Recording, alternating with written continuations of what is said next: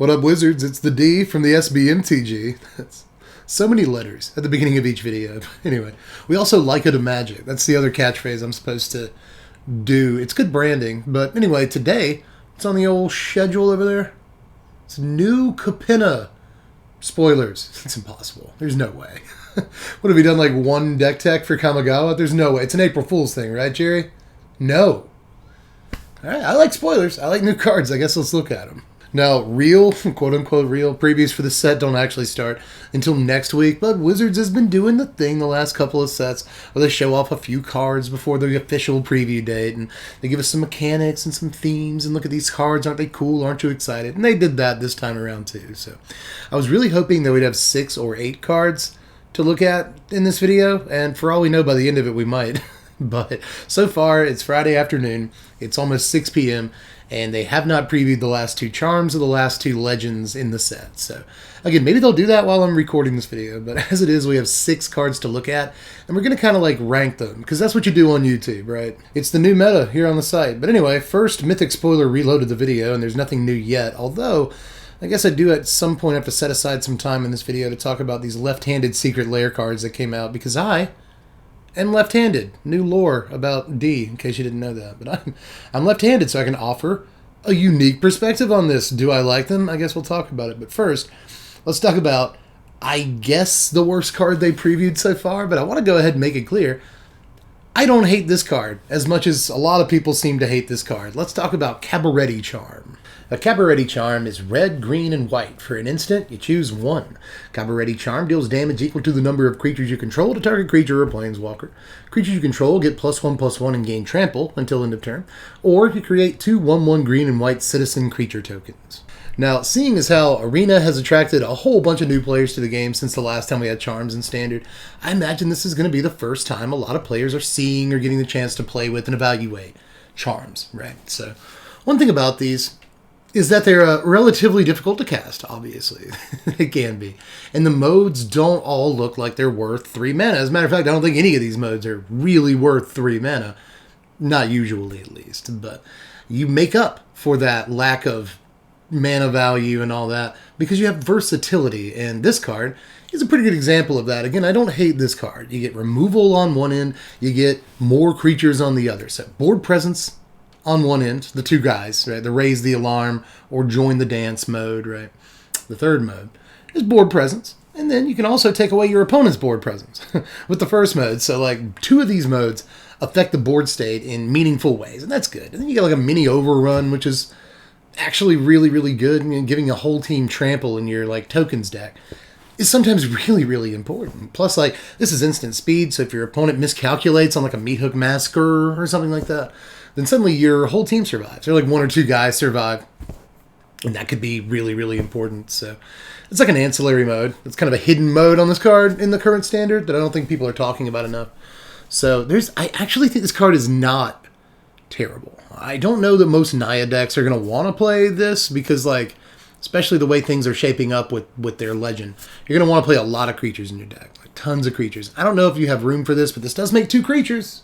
This does make 2 creatures at instant speed, so, you know, a mode like Raise the Alarm at instant speed is pretty good. You know, it's offense, it's defense. You can ambush a guy, you can take out that 1 toughness blocker and leave behind a 1 power guy that maybe helps crew vehicles or something like that. And there's 2 chump blockers.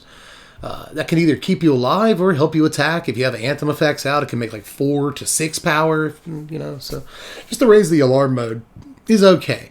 Later on in the game, the overrun mode can be an I win button, right? The Kabira takedown mode on it, the first mode, is actually pretty good too in these like Naya creatures decks where that's going to be a bolt most of the time.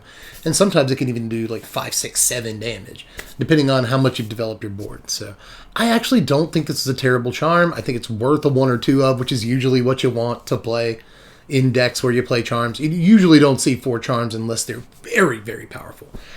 That said, I think that the Grixis and Esper Charms are potential 4-ups in a couple of decks, but this one I'm not too sure about. But don't underestimate it. Don't misjudge it. I think this one is better than a lot of people think it is, because a lot of people think it's just trash. But I think it's playable, but still probably the worst card we've seen so far. Now it's time to make some people mad, because Lord Xander is the next card. It's the next to worst card that we've seen so far. Now, I want to make this clear before I read the card. I like this card. It gives me like Baron Singer vibes. I love his coat. I love his scepter. He has all of the steez in the entire world. And as far as like 7-mana legendary creatures go that can be commanders or good reanimation targets, he's awesome. He hits all the like right points for me. I think there's cool things we can do with him that we will discuss in just a second. But I still think that this card could be better. let's just be realistic. But what does the card actually do? Here's Lord Xander right here. This is 7 mana, 4 and then Grixis colors for a legendary vampire demon noble. It's a 6/6, and when it ETBs, target opponent discards half of the cards in their hand. Rounded down, you get like a mini mind twist on your opponent. Whenever Lord Xander attacks, defending player mills half their library, rounded down. And whenever Lord Xander dies, target opponent sacrifices half the non-land permanents they control, rounded down. Alright, so let me nitpick. Rounded down, really, come on. It's 7 mana. It doesn't have haste or anything. Come on, man. Can it be rounded up? But again, that's a massive nitpick. But, you know, when your opponent has 3 cards in their hand and they discard 1 card, it's like, okay, I paid 7 mana for a burglar rats. Like, is that good enough? But there's so much like exile in the format right now, but this can't be Vanishing Burst. So there is that, but there is a lot of exile in the format right now, so you might not get the dies mode on it, and the dies mode is like amazing. Depending. There are still board states where the dies mode isn't good. You know, your opponent just sacrifices like a 1/1 and a 2/2, and they keep the 6/6, you know. But if your opponent has 3 guys, and they have to sacrifice 1 guy, that's not good enough. It's not good enough. So I don't even know if the dies trigger is going to be good enough half the time. And honestly, the mills trigger, Fleet Swallower, is that what that card was? Is I'm not super excited about that. I think this is a really cool reanimation target along with Olivia. The 6-mana Olivia that we saw in Crimson Vow. It does suck that Olivia puts us into play tapped and attacking. You will miss the attacks trigger. If you put this into play with an Olivia, you won't get to immediately mill half your opponent's library. That feels bad, but you'll still get to make them discard half the cards in their hand, which is probably good. If you lose your Olivia, you still get to keep your Lord Xander because it's a vampire. It's a legendary vampire. So, I don't know. There's some cool things about Lord Xander, especially in these reanimation piles. If you can find a way to give him haste, that's cool. He's in black, so, you know, you have ways to sacrifice him to Village Rites or Deadly Dispute or something like that. That way, if your opponent does point a Rite of Oblivion at him or something, then you can just sack him at instant speed. I think you're going to need ways to do that in your Xander decks. I think this is a really cool reanimation target, but is it better as a reanimation target than Hullbreaker Horror or Jin Gitaxias? I don't know. Like, I'm kind of excited about building a Grixis deck because of the charm. This guy, I'm not as excited about building a Grixis deck because of, but I can still see being really excited about this dude. Again, vibe check past, Steez looks awesome, like fur coat on point. This is exactly sort of the visual, like this is the optics that I wanted out of the Mafia set, is a dude exactly like this. So I think the guy's cool. I think his text box is awesome. Again, any card that gives me like Baron Singer vibes, I'm kind of like all about. This card does that, but as far as like the actual like function, like once he's on the table and all, he seems so cool, but I don't think he's going to be as cool as you want him to be like most of the time, which is exactly in real life what he would be like, you know, like on a card, he looks awesome. But if a dude walked in like a big fur coat, like, I don't know, I'd probably still think he was cool. I'd probably still think that guy was cool, but so at the same time, that guy would probably think he's way cooler than he actually is. So again, checks out. Now, up next is probably the legend that I like the most, just on a personal level. Like, if I had to pick a card that they spoil from the set that I like just for the mere fact that it exists and it checks a lot of boxes for me personally as a Magic player, it's this one. But I can't say that it's like the best card they've spoiled so far. I have to try to be objective. So let's look at Jetmir next. Now, Jetmir, Nexus of Revels, is 4 mana, 1 in Naya colors for a 5/4 legendary, get this, cat demon. Amazing. It's creatures you control get +1/+0 and have vigilance as long as you control 3 or more creatures. Creatures you control get +1/+0 and have trample as long as you control 6 or more creatures. Creatures you control also get +1/+0 and have double strike as long as you control 9 or more creatures. So if you have 9 or more creatures, and remember Jetmir counts himself, So basically every mode on this, like the first mode is have 2 other guys out. You know, the second mode is have 4 other guys out. So it's, you know, it's not so bad. Actually, the second mode is have 5. It's 6 guys, right? As long as you control 6 or more creatures. Yeah, so you have to have 5 other guys. Caught myself, commenter. But anyway, just remember that he counts himself is the point I'm making. But still, once you have 9 dudes out, it's very likely that you're already doing pretty well in a game of Magic. But once you have those 9 guys out, you basically win. You get Ember Cleave on all your guys. You know, +1 power-wise, double strike, trample, and vigilance for what it's worth. It's better than Ember Cleave, but you have to have 2 burger chains, almost 2 whole burger chains, nearly 10 guys, in order to do that. But maybe in the right Naya tokens deck, that's totally workable, right? We have Wedding Announcement right now. We even have like Stensia Uprising, if you want that. If you really want to make all the tokens in the world, you've got that. You've got the new charm. You've got Join the Dance, right? So if your entire philosophy is to play not necessarily big creatures, good creatures, but just as many creatures as possible, I think we have ways of making that work in Standard right now. And as a matter of fact, the more I think about it, the more excited I am to play this with Stensia Uprising. This seems good. You're trying to get a bunch of permanents anyway. Why not sack a Stensia Uprising for 7 damage? But one way or the other, this is a cool card. There's probably way too many Wrath effects in Standard, and especially if you are trying to just overload on board presence and play a bunch of like X1 tokens, and again, stuff like Join the Dance that gives you 2 1/1s, you're probably going to walk into a meat hook, and you just feel so bad about that. So, I don't know, man. I don't know how like safe the card is or anything, but as a 4-mana 5/4, I guess it's a somewhat almost playable stat line, although not quite. A 4-mana 5/4, you know, it's like worse than Woolly Thoctor, which is how old now? It's like 15-year-old Magic cards. I'm not too sure how much I feel about the stat, how good I feel about the stat line. But, you know, a 4-mana 5/4 is not the worst thing in the world. I think we'll all agree. And in the meantime, even if you just have 3 guys, you know, you have this and 2 other dudes, +1/+0 in Vigilance is like fine. You know, especially along with like a Wedding Announcement that's giving you another Anthem effect. So you guys get like +2/+1 in Vigilance because of the Wedding Announcement. Like, I don't know, I could see it working out in the end. And Naya creatures, not Naya runes, but like Naya just mid-range of like Halana and Elena and stuff. It's already a deck.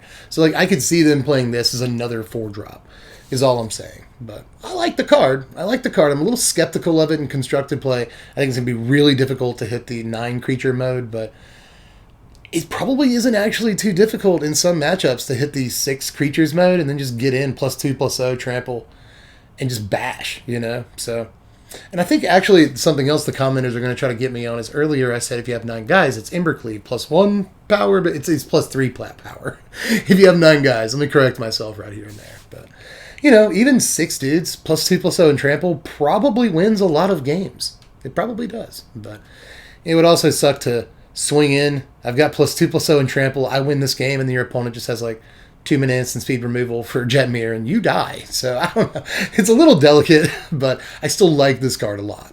But up next, it's finally time for another charm after I, for some reason, put 2 of my own favorite legends towards the beginning of the video. Let's look at Maestros Charm next. I actually really like this thing. This is Grixis colors, just blue, black, and red. I had to check my brain for Grixis colors. It's blue, black, and red, Dev. For an instant. Choose one. Look at the top 5 cards of your library. Put one of those cards into your hand and the rest into your graveyard. Each opponent loses 3 life, and you gain 3 life is the second mode. And the third mode is that Charm deals 5 damage to target creature or planeswalker. Alright, so I'm super excited about this card. For like multiple decks, honestly, right? Like the first mode, let's go over it. The first mode kind of reminds me of like whatever, the Man in the Boat card. I just have to call it that now. The Man in the Boat card that I really liked and really hasn't seen much play yet in Standard. Okay. I didn't say it was going to... I was pretty sure it's not a very good card, but I still wanted to believe in it. And, you know, Man in the Boat hasn't seen much play in Standard, but that's because that's all that card does. You know, it might play a free instant or sorcery for you or instant or whatever at bad mana value. So that's not great. This, on the other hand, just the first mode on it, is like Grizzly Salvage or Mulch, right? It's one of those cards, strategic planning. It puts the cards into your graveyard. which is a whole different ball game than like putting the cards on the bottom of your library or something, right? Like you get the best card from the top 5. That's already pretty good at instant speed for 3 mana. You get the best card from the top 5. Sorry, I keep doing the thing. I know it triggers some people. I'm trying to keep myself from doing that, and yet I do it more. But anyway, you get the best card from the top 5. And then the rest, you milkshake. You bring all those boys to the yard if you're in your Grixis Reanimator deck with Olivia, right? Or even just a Grixis Reanimator deck with more traditional reanimation tools, like a Port of Carfell or something. Then this card is still really good, right? You get the best thing from the top 5, that removal piece, that counterspell, sweeper, whatever. But you also get to put the Hullbreaker Horror in your graveyard. That is awesome. That's really good for reanimation decks. But I also kind of really like this because of its worst mode in like a burn deck.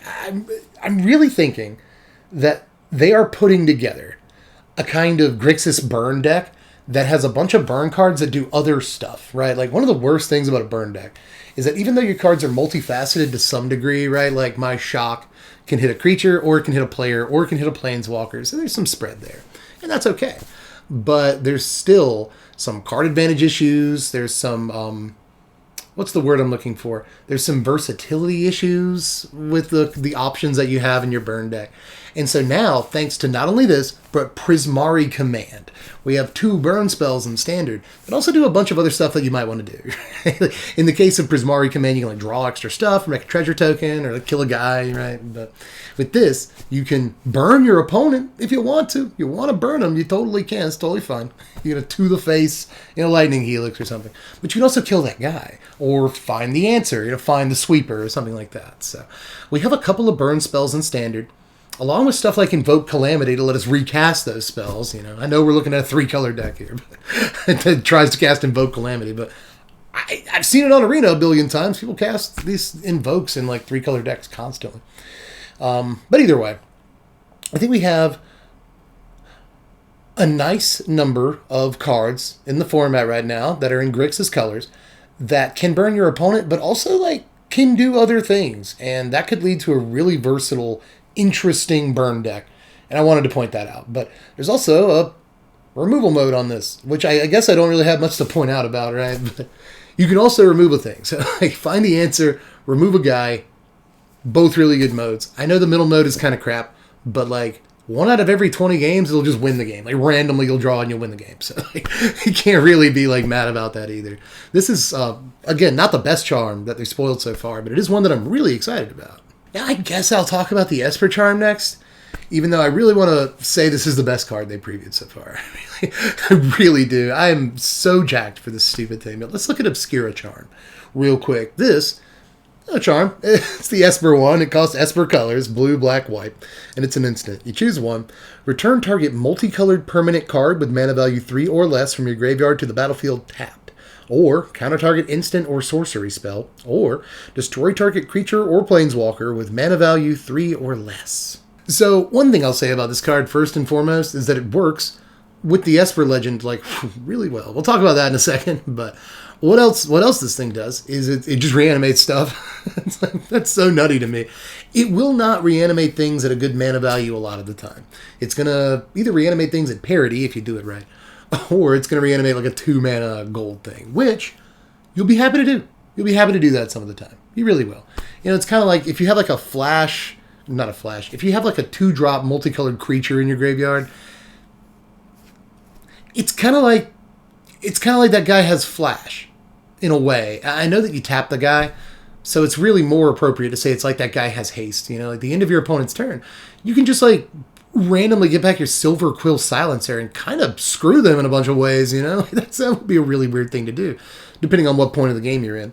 You get 3 free damage, and you lock your opponent out of casting the sweeper, whatever, right? So I think that's a cool play, but obviously what you really want to be reanimating with this is probably like Kaito Shizuki, or if we get another 3-mana gold planeswalker, that's what you'll want to be doing with the first mode on this card. But, in Historic right now, in Pioneer, there's 3 mana to Fairy, which is very scary. Somebody on Twitter, in response to me posting about this card, replied that you could cast Ashiok, the 3-mana Dimir Ashiok from War of the Spark out of your graveyard with this in response to your opponent casting like a tutor. And that is so evil. That is disgustingly evil. And I love it. So, you know, there's probably some really weird tricks in like older formats with this, but just in standard, the ability to get back a Kaito is disgusting. Especially considering there's already an Esper like Planeswalkers deck that plays a 3/4 of Kaito. Probably wants this, you know, but I haven't even talked about the other modes, because the first mode is so ridiculously good. But counter target instant or sorcery spell is going to be great in a ton of matchups. Right now, we actually see people adding like 2 to 4 of Test of Talents in the main deck in best of 1.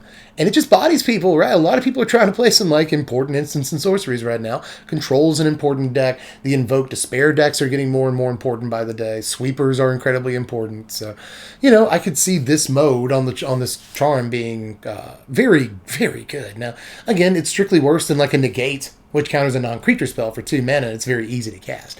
Much harder to cast, costs a whole mana more, and it's not non-creatures, it's just instants and sorceries. But again, you'll be super happy to have this mode on the card, and you can include this in your deck over a card like, say, Negate or Test of Talents, because it does other things. It's not going to like sit dead in your hand. It's always going to have something to do. Especially considering the third mode is really good in the mirror match against other Kaito Shizukis, so you got that going for you. But even just when you're up against like aggro, you're probably not going to get great mana value on casting this on an opposing creature, right? You might kill a 2-drop with this and have to spend 3 mana to do it. You're not going to feel great about it, but you're just going to feel really good that you have the option to do it when you need to do it in order to not die. So like a removal mode on the card is really good. There are a ton of aggressively costed, 3-mana creatures and planeswalkers you'd be more than happy to cast this on. So there's that. Late in the game, getting back a Kaito is probably good enough just to warrant playing the card in and of itself. But if you need to use it as emergency removal, you can. Of course, if you're not up against creatures and you're up against a control deck or a mirror match of some kind, and the counterspell mode is really, really important. So there's just so many good things about this card. I don't think it's dead in any matchups. I think it's already got an existing lot of cards that it can reanimate to really good effect, and that's not even having seen anything else that's going to be in this set. I'm sure there's going to be other great targets for this to reanimate. Just knowing what we have already in Standard, the reanimation mode on the card is very good. So I love this thing. I don't know if you play like a 4 of this or anything. It's somewhat doubtful. But I wouldn't be surprised to see a 2 or 3 of this in the Esper decks that want it. And I think the Esper decks that currently exist are the ones that want it.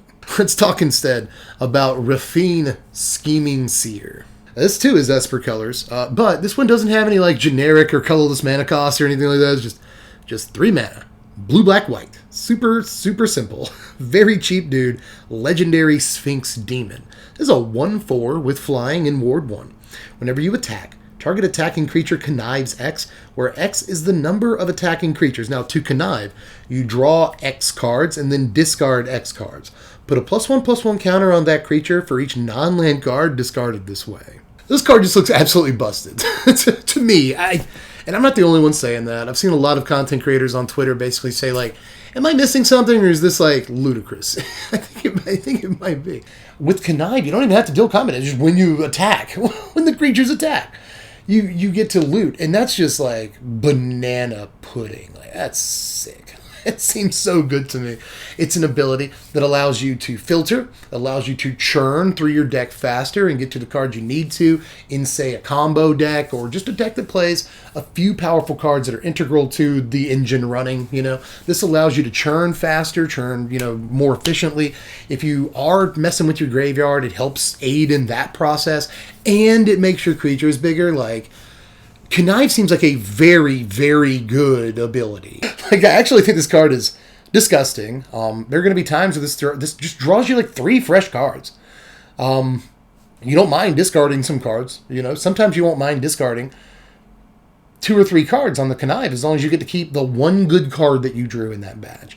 There's also going to be times, throw this out there, where you don't have any cards in your hand at all when you go to attack, but you want to grow your dude. So, like, you don't care that you do that feels bad thing of, like, draw, discard, draw, discard, draw, discard. Like, you don't even get to play the card that you drew. You just have to immediately discard it.